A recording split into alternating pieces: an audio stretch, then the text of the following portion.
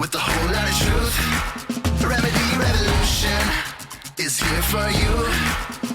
Ooh. And now here's your host, Aaron Page. All interviews presented on the Remedy Revolution podcast are designed to provide information and inspiration only.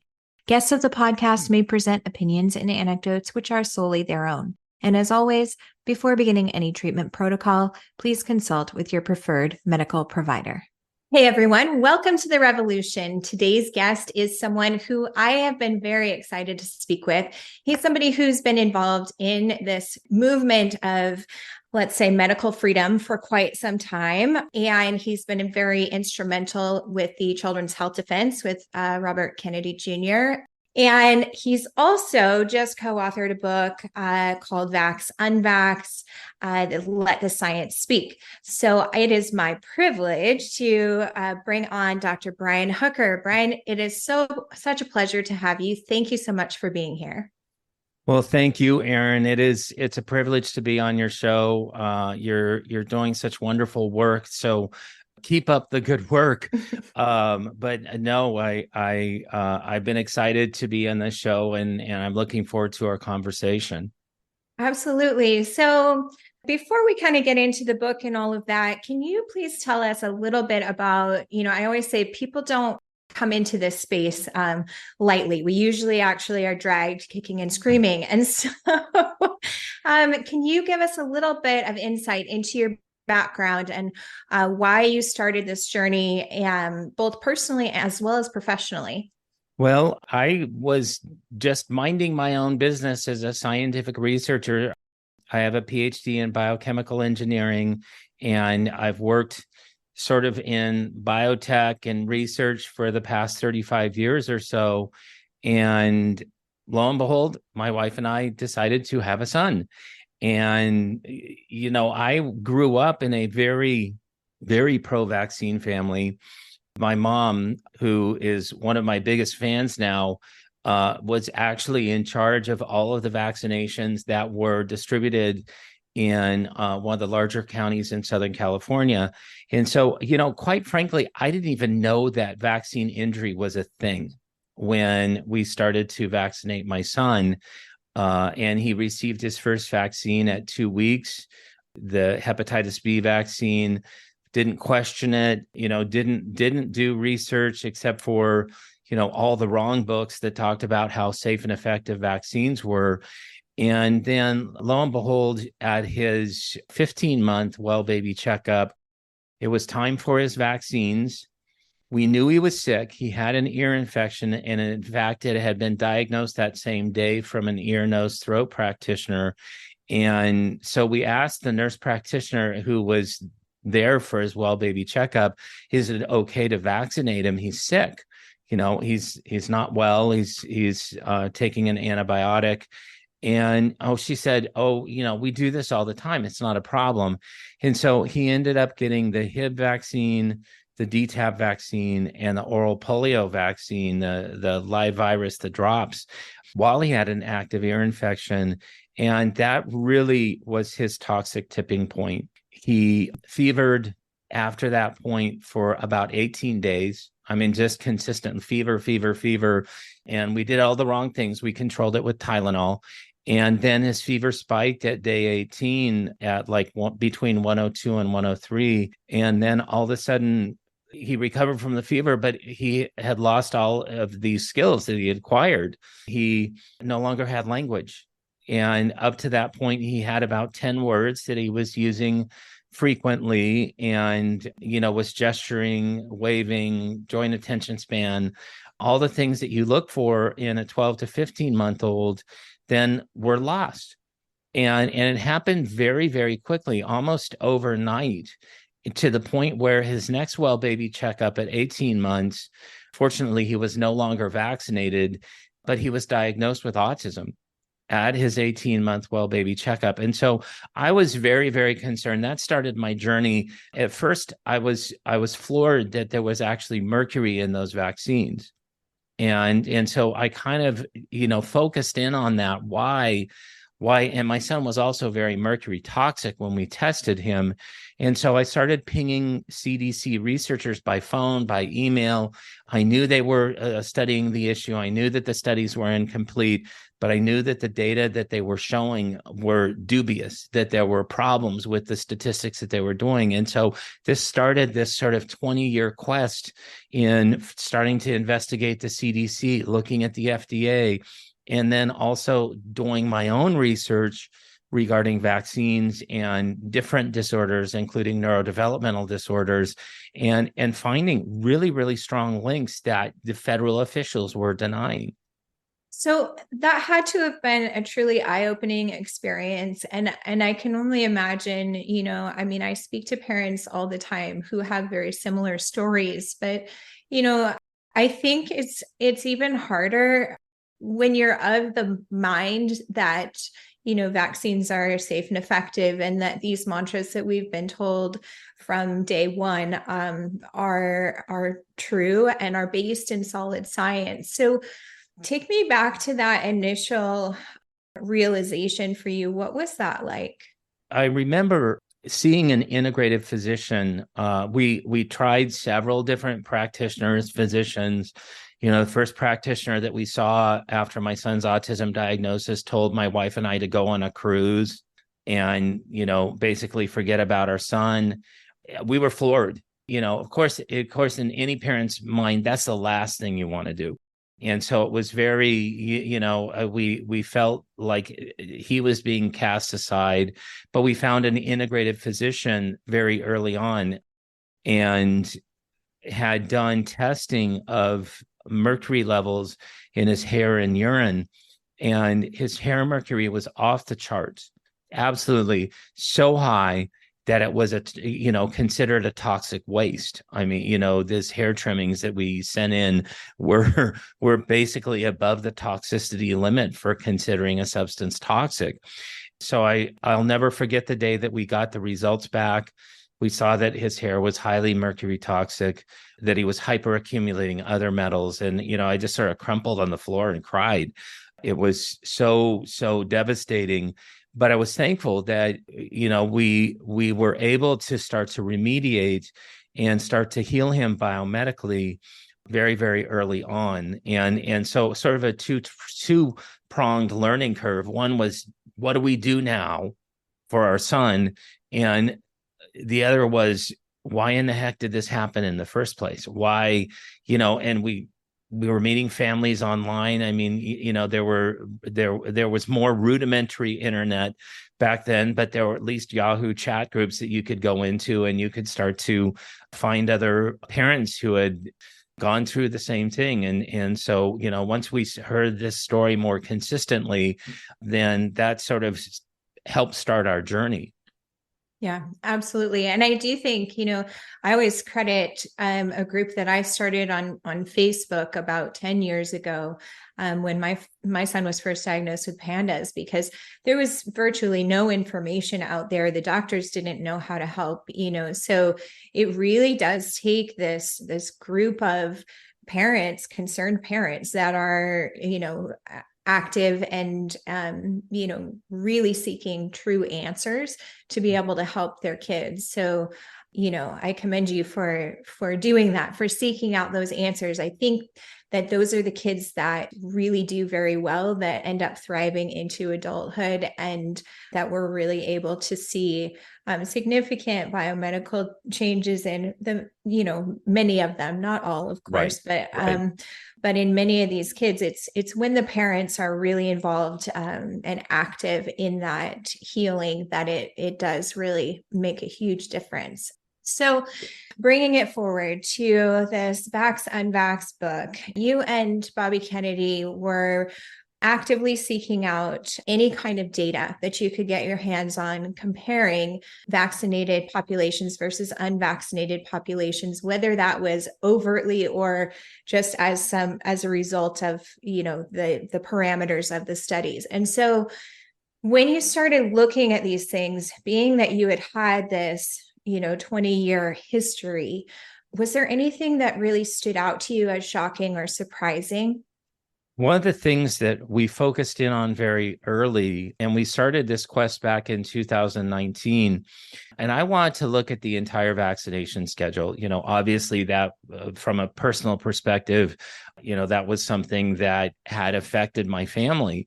And so we focused in on studies of fully and partially vaccinated children compared to fully unvaccinated children that had never had a vaccine in their lives. These children that you hear about that, the federal authorities say either don't exist or are too bizarre to be studied.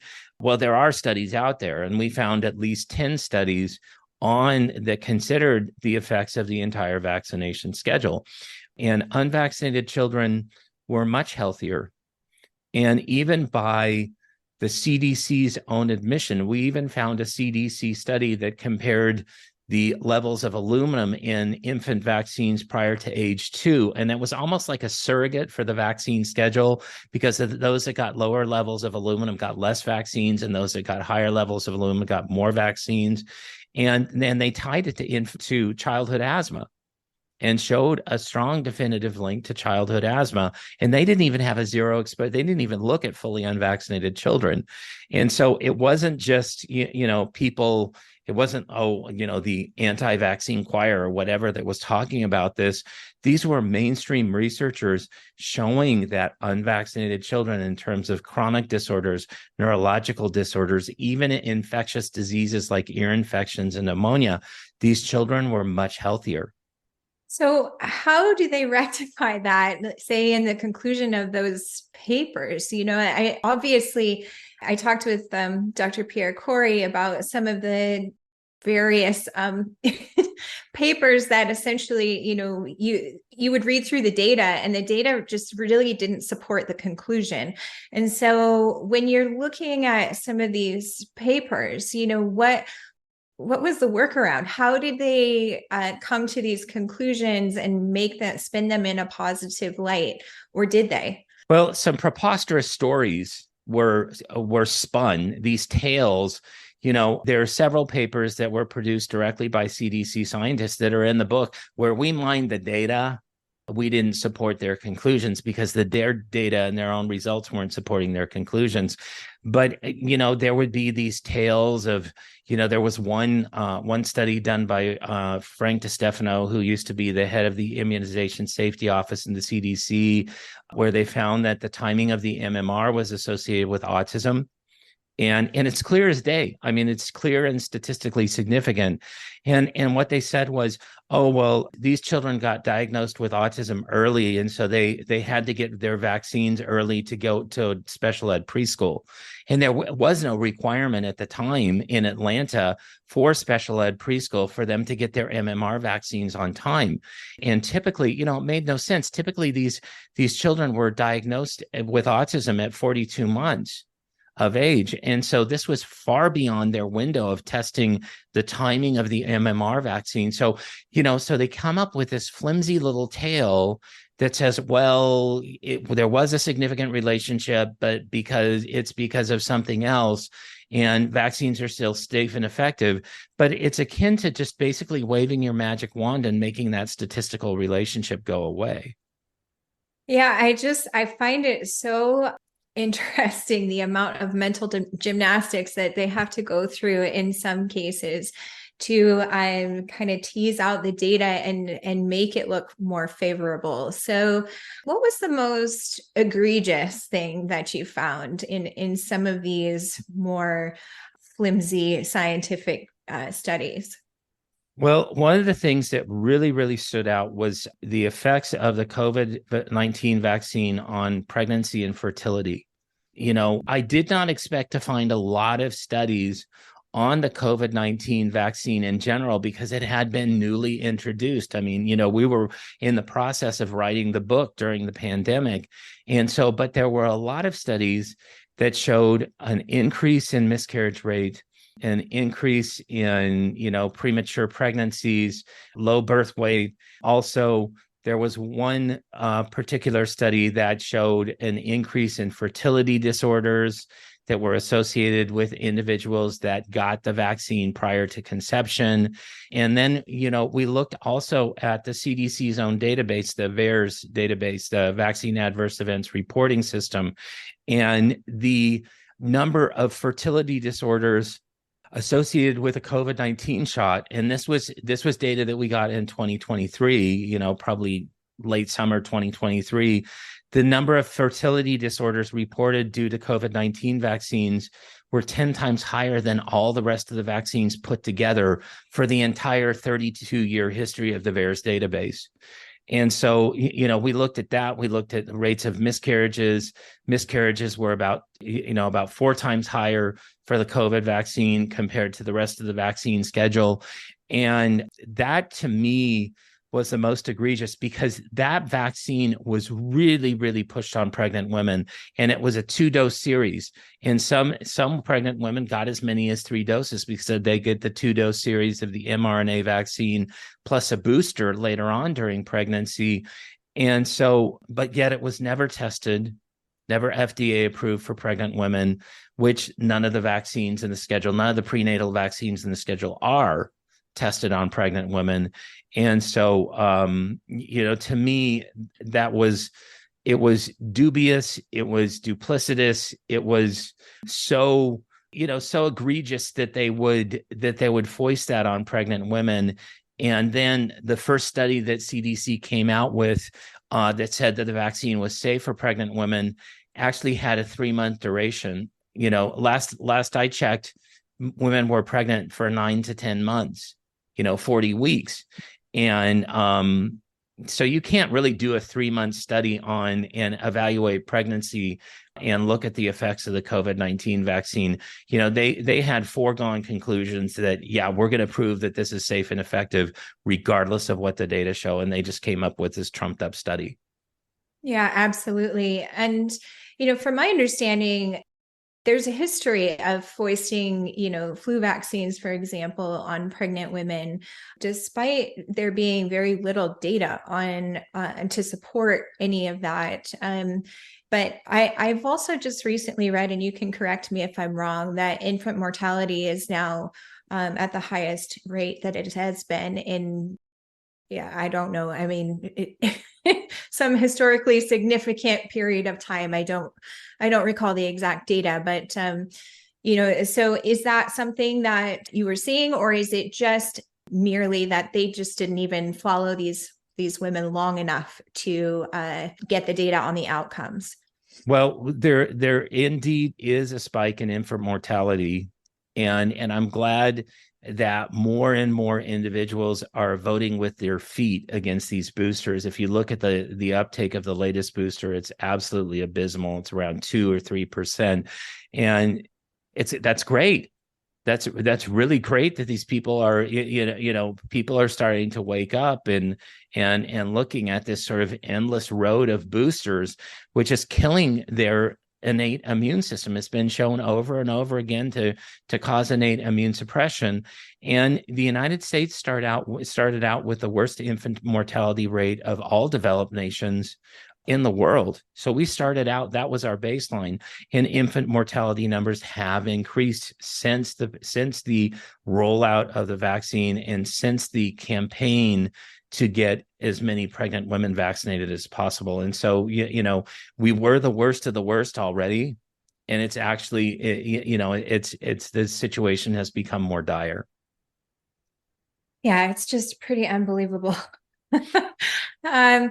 Okay, so going back into some of the different chapters, I know that you dive into specific vaccines. So was there any one particular or 2 particular vaccines that emerged as more problematic than some of the others? Well, we wanted to look at the hepatitis B vaccine specifically because that is recommended at birth. And we found a sum total of 0 studies on the hepatitis vaccine at birth. And, even the clinical trials were not done on newborns. They were done on older children, and they were usually done in conjunction with other vaccines given during the same visit. And in these clinical trials that, again, not on newborns, included other vaccines, so you couldn't really see the total effect. But the safety period, the follow-up period for safety was a mere 4 days. So if an infant had an adverse reaction on day 2, it counted. But if an infant had an adverse reaction on day 5, it didn't happen. It didn't, as far as the clinical trial was concerned, that was outside the window, so it must not be related to the vaccine. And so to me, it became this total unknown of what we're really doing. And premature infants that are 4 pounds or more are still given the hepatitis B shot. In fact, some premature infants in the NICU actually get more hepatitis. They get 4 instead of 3 in the series. And so this has been one of the most understudied phenomena in science I think I've ever seen. And yet we saw a rate, when they looked at the hepatitis B vaccine in adults, there were myriad adverse events that were associated with that particular vaccine. It was hard to find an unvaccinated control, but in those unvaccinated control studies, there was an uptick in other infectious diseases. There was an uptick in issues with the liver, liver disorders and liver diseases, among others. And so to me, that really stood out. And so we dedicated a separate chapter directly to the hepatitis B vaccine. Yeah. And, I spoke with Dr. Paul Thomas on the podcast in an earlier episode, and we talked a lot about, that was really something that defined his career ending moment, Right. if you will. He's been through quite a lot. Yes. But he said, that when they started recommending Hep B at birth is when he started to really think, gosh, why? We know that mothers do not carry Hep B, and we can test them for it in case they do. But the vast majority of people with hepatitis B are IV drug users and people with promiscuous sexual activity. So why are we trying to give this to newborns who have zero risk virtually of Hep B unless it is being passed down by the mother? Which I think is another important point to bring into the conversation, because, a lot of these vaccines we're giving, but what is the risk of the actual disease? And so maybe you could speak a little bit to that, because some of the things, chickenpox, for example, was very common even when I was a kid. In fact, Right. My mother took me to a friend's house one summer because her 2 daughters had the chickenpox. And so we wound up, my sister and I, with the chickenpox, and it lasted, a few days, and that was it. Right. So when we're looking at some of these childhood diseases, and the risk profile, many of them are quite low. So maybe you could talk to me about risk versus benefit and some of the data that you might have found there. Well, so many of these diseases were on decline prior to the advent of introducing a vaccine for that particular disease. The mortality rate of measles was down in, less than 1/10 of 1% level of mortality due to measles, and it was even on a steep decline from there when they introduced the measles vaccine in the 1960s. And so, and the same thing for diphtheria, tetanus, whooping cough, and all of these diseases are treatable. Whooping cough is a bacterial disease. You treat it with antibiotics and with vitamin C. And so, rather than treating these infections, we're coming up with substandard vaccines in order to prevent these particular infections. When these vaccines were introduced, some of the memos, some of the rationales for giving the mumps vaccine, the only reason the mumps vaccine was ever added to the MMR vaccine was because they could, because they had a mumps antigen. And, now what the vaccine is actually doing is it does not give durable immunity. The immunity wanes after several years, and it's creating mumps as a disease in adolescence, where it does much more damage than when it's a disease in childhood. And so, because of this faulty mumps vaccine, There are outbreaks of mumps in fully vaccinated populations. The pertussis vaccine is in the same boat. 100% vaccinated populations are coming down with pertussis. And so they're just not effective at preventing these diseases that were all on the decline, on significant decline prior to the introduction of any of these vaccines. Yeah, and from my understanding, many of the outbreaks that are coming out now are actually vaccine strain outbreaks. Is there any data that we have on some of those outbreaks? Yes, absolutely. The polio strains that are, you look at polio worldwide, we have a real problem with vaccine strains of polio infecting individuals. And they're still giving live virus vaccines to individuals that can translate and can transmit as paralytic polio. And so, it's a known fact that the circulating strains of polio right now are vaccine strains. We're all in a lather about respiratory syncytial virus, RSV. And RSV was actually a disease that went zoonotic. It used to be a disease in chimpanzees. And it actually escaped from a lab where they were testing polio vaccines. Okay. And so that was an artifact. RSV was actually given to us as a society as a result of polio vaccine research. And now we've got, we create a problem. So then we fix the problem with another, vaccine. So we have a respiratory syncytial virus vaccine, which I believe is a protein subunit vaccine, it's not an mRNA vaccine like COVID. But again, if it hadn't been for that polio vaccine research, we would not have RSV in society. Yeah, and I think that's so important. And talking about some of those kinds of things. So RSV was from simian retrovirus. Is that correct? That SV40?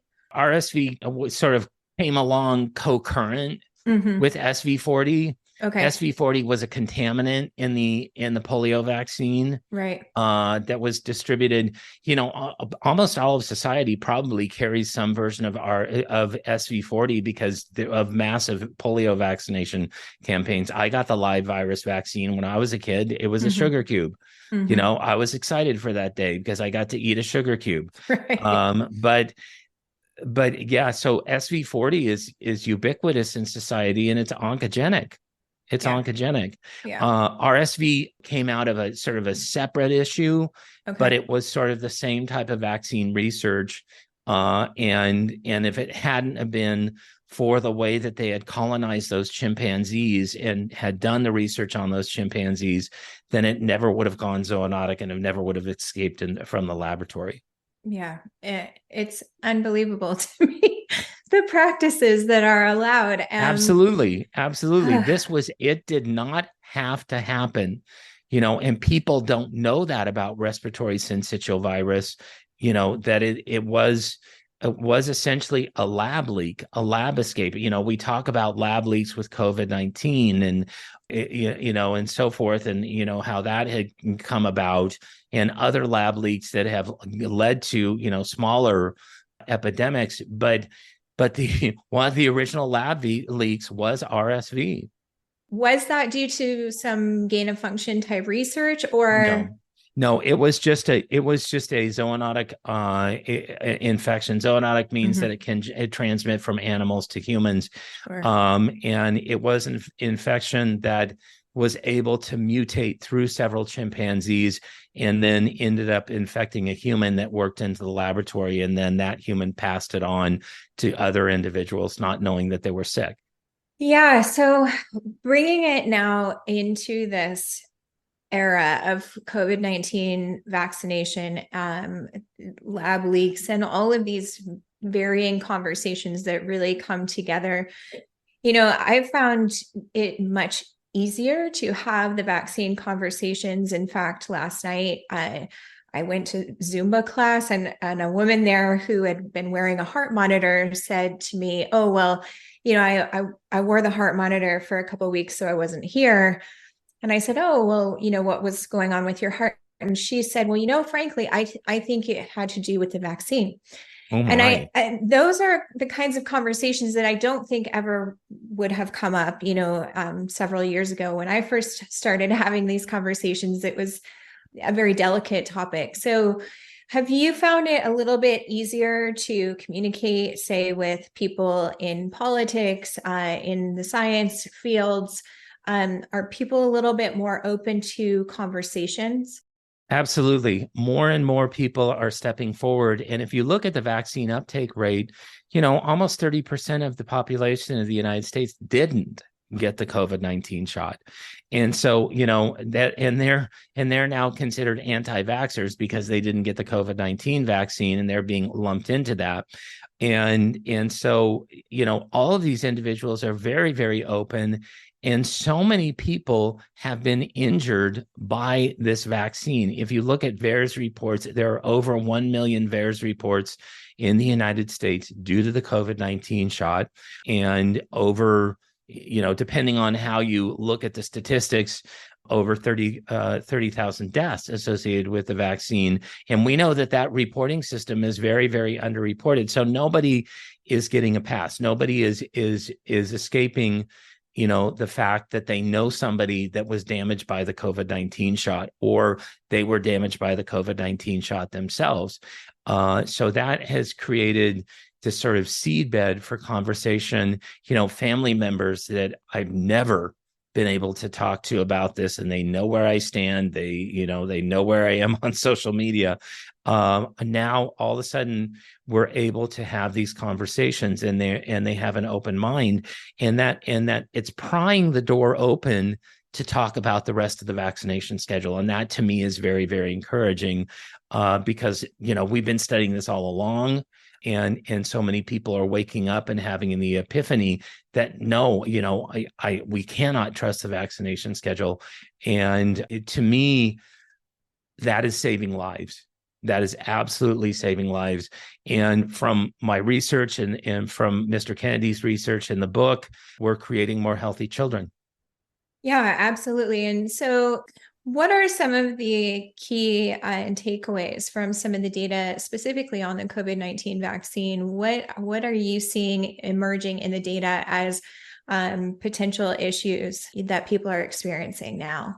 Obviously, cardiac risk, especially in adolescent to young adult males, just jumped off the chart. I've heard researchers like Peter McCullough saying that the rate of damage, the rate of cardiac damage due to the COVID-19 vaccine in these populations may have affected as many as 2% of the vaccine recipients. So 1 in 50 had sustained some type of cardiac damage due to the COVID-19 shot. And to me, that could be an underestimate. Knowing how the spike protein works, knowing how mRNA vaccines work, it makes perfect sense that the cardiac muscle would be susceptible to significant damage through, autoimmunity, through an immune attack directly on the cardiac muscle.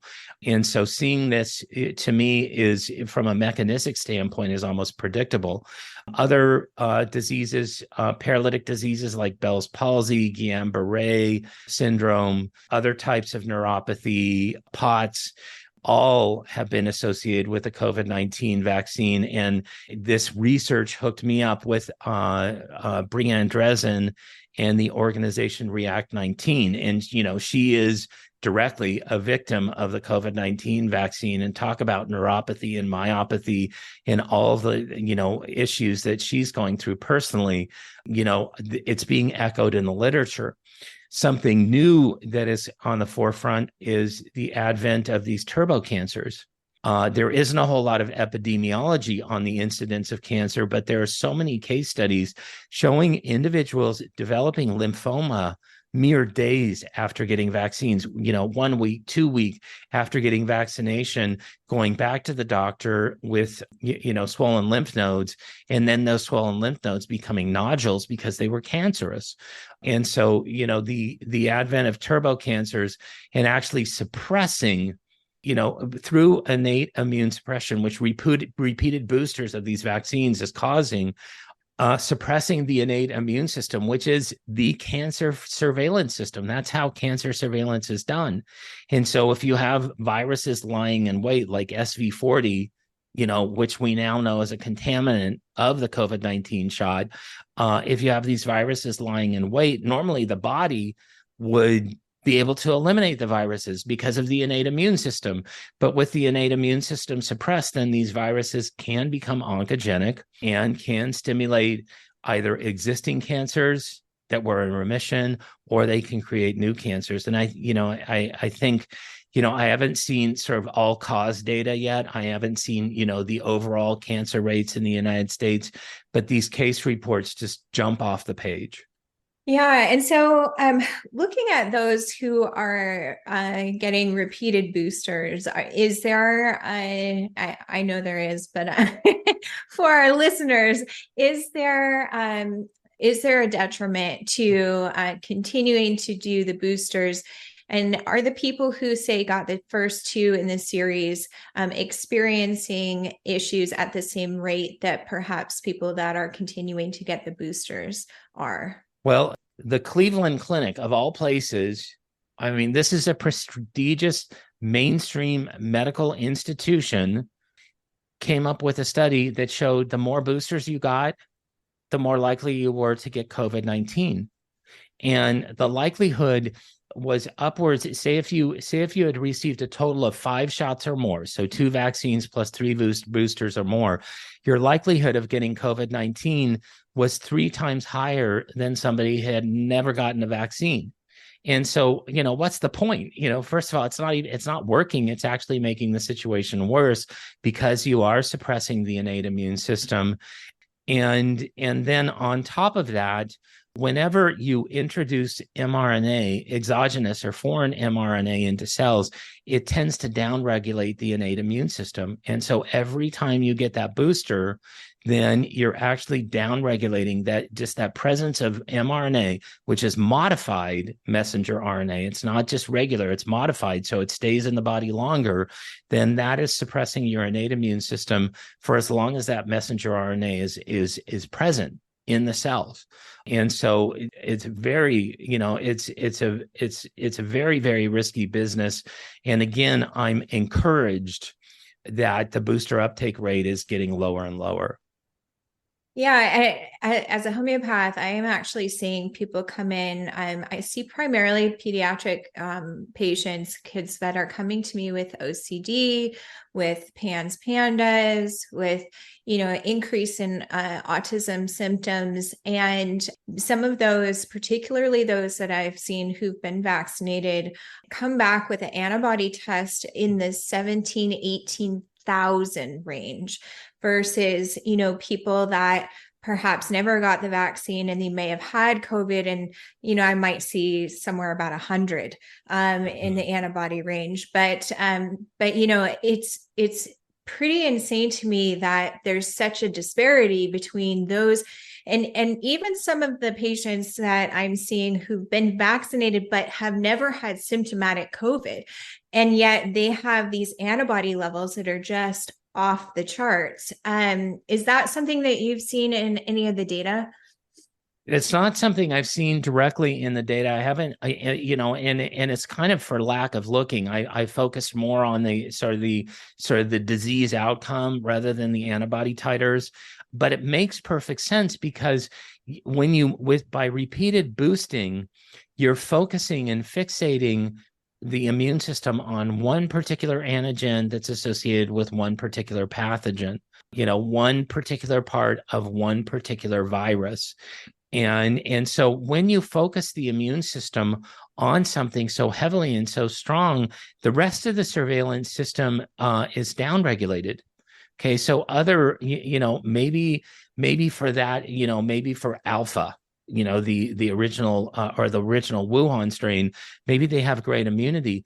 Other things slip through. Other things are able to slip through because the surveillance is so fixated and focused on that particular bad guy, then the rest of the innate immune system is just not working on anything. Yeah, it was pretty unbelievable and shocking to me, especially because I had these patients coming to me for significant, issues, and their doctors basically brushed aside an antibody titer test at that high of a level, which, was insane to me, especially because they had an onset of behavioral symptoms simultaneously. So, Right. yeah, just something to kind of look out for in the future, I think. But Absolutely. okay, so where do we go from here? How do we fix this? How do we obviously, the book presents lots of data, but obviously there's a breakdown in the system, with the corruption of the scientific community and this whole idea of, conclusions don't have to be supported by data. And, we can put things out via press release and people will believe them. And all of these things I see as compounding the issue. So how do we unravel that? What is your preferred strategy to be able to do that? Well, I really focus on making sure that lay people can read science and that they can read the information for themselves, and they can go to a data table and at least be able to discern some of the rudimentary elementary statistics that are being presented in these particular papers. And so I think education is such a huge key. I want to see the book by RFK Jr. and myself get into as many hands as possible, new parents, people that are making family decisions, things like that, anybody at any age that is considering, either an RSV shot, their flu shot, a COVID shot, I really think needs to read this book. I hate to sound self-serving of it, but the way the book was designed was for the graphics to jump off the page with this message. And so, we wanted something that was easy to read, easy to understand, but it actually coaxed people to read science. I mean, you do not have to be a scientist to read the science. You do not have to be a scientist to look at a data table and figure out that the conclusions don't support the data. Or excuse me, the data don't support the conclusions. And so, to me, educating individuals, at the individual level is really, really the best way to go. We're seeing more energy. We're seeing more traction. Just yesterday, Marjorie Taylor Greene held a committee briefing on COVID-19 vaccine injury. And, so good that this is getting exposure. But the impediment has been the mainstream media. It really has been. And the Vax-Unvax book has been ghosted by the mainstream media. I think it got one mention in New York Times for a hit piece on Robert F. Kennedy Jr., and that was it. The rest was crickets, despite the fact that it was a New York Times bestseller. So we've gotten no mainstream media coverage whatsoever. And so getting the word out, getting this, I'm encouraging people to get the book into the hands of state legislators that are making decisions. Vaccine mandates are done at the state level. And so, getting this type of information into a legislator's hands or a legislative aid, and don't just give them the book, flip it open to a few pages and show them how easy it is to read and understand. I think that's probably the key, because a legislator looks at a book and says, I don't have time to read that. But once you start to flip open a few pages of Vax-Unvax, you realize, it's the vaccine construct unravels very, very quickly. Yeah, absolutely. And, I had that conversation with Zoe O'Toole, she together with Mary Holland, Yes. who edited Turtles All the Way Down, and which is an unbelievable book, but quite dense, to be honest. Mm-hmm. And I do think that there is a lot of resistance because, we live in a very fast-moving world, and unfortunately, fewer and fewer people are actually sitting down to read. So I love that you have really created more of a visual stimulus for people to just open the page and see the data for themselves versus, having to extract and, come to their own conclusions, if you will, after, after having to read through, 500 pages or whatever it might be. Right. So, I do think that has been a huge detriment. And I do think that, in a lot of ways, independent media is really going to be the driver of the future. And again, and I don't mean to sound self-serving, but I do think that conversations like this really kind of open that door. I do my very best to be humble about the things that I have learned, but also to make sure that everything that I am presenting is the truth, because I find that, especially when entering into this conversation, I said in the beginning of this that, people don't enter this conversation willingly. It's more Right. of a kicking and screaming kind of a thing. And I think when people are brought to the table and are trying to tell the truth with a lot to lose, then, Yes. that is a measurement in my mind of absolute truth, because you don't come to the table and spout off something that could be a lie while you are simultaneously risking, your well-being and your life in some instances, so Exactly. So many people have paid so much for the truth. And I've seen that with my co-author, Bobby Kennedy, and seen, the speaking invitations just decline as soon as he started talking about the vaccine issue.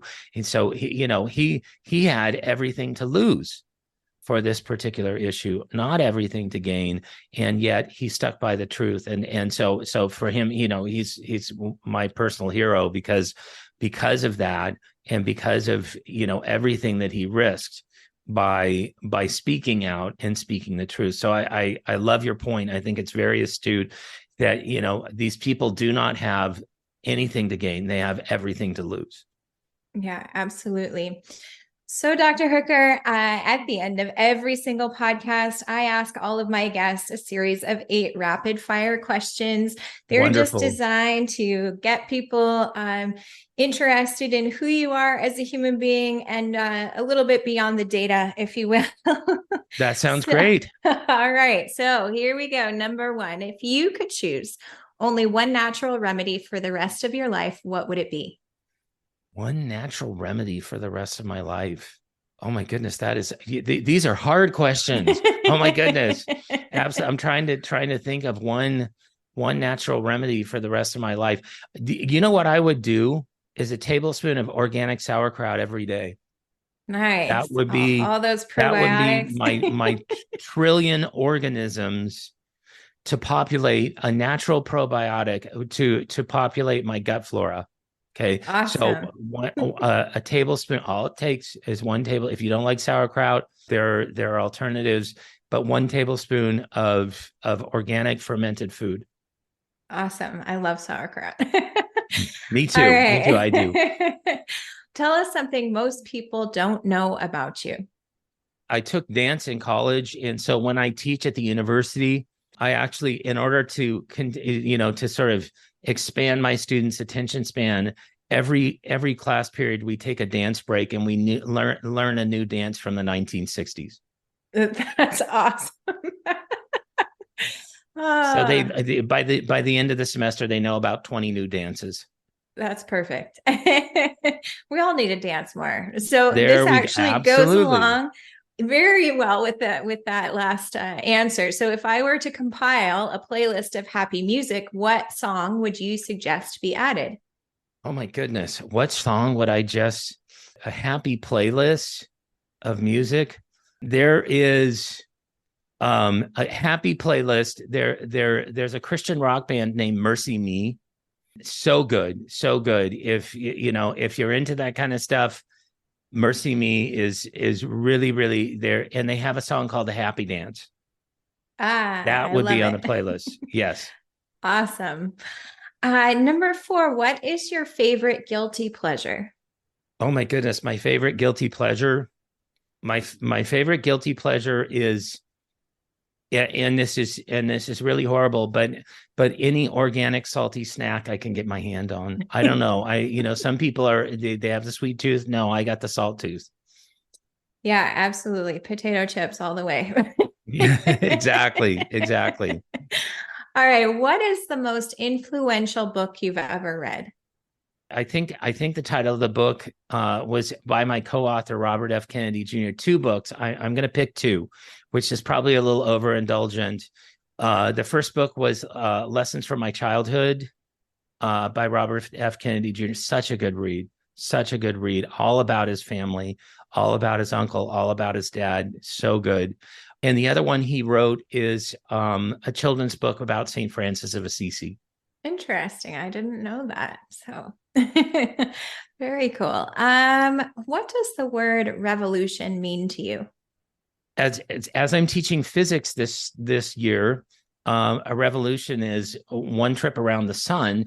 But but in terms of in terms of a revolution, I think changing the hearts and minds of people. Changing the hearts and minds of people. I don't want to necessarily see their outside actions change or legislate and appropriate change. I want to see them change in their heart. I love that. What does the word remedy mean to you? Remedy is any particular component that will soothe from a state of disorder to order. Anything that will bring right order. I mean, we're so fearfully and wonderfully made. I've studied the human physiology for a long time. And, I know researchers that have dedicated their entire life to like one protein, out of 100,000 proteins that make up the human body.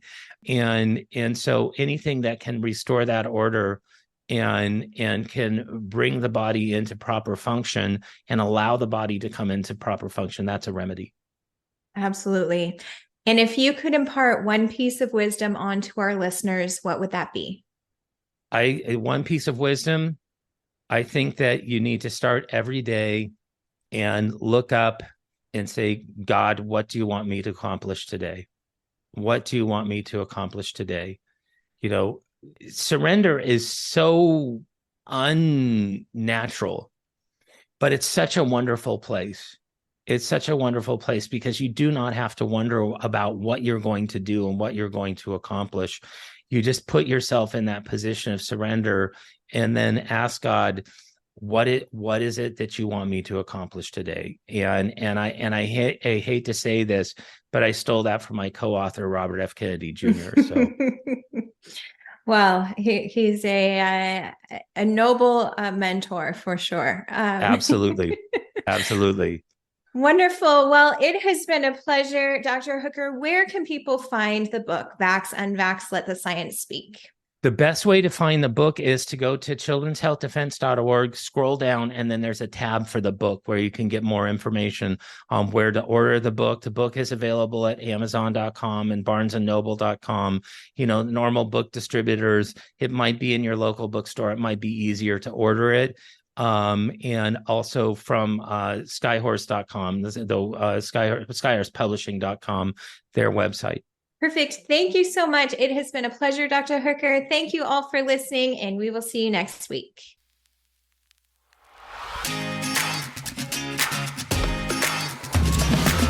With hope as a guiding light, through darkest days we'll fight the night.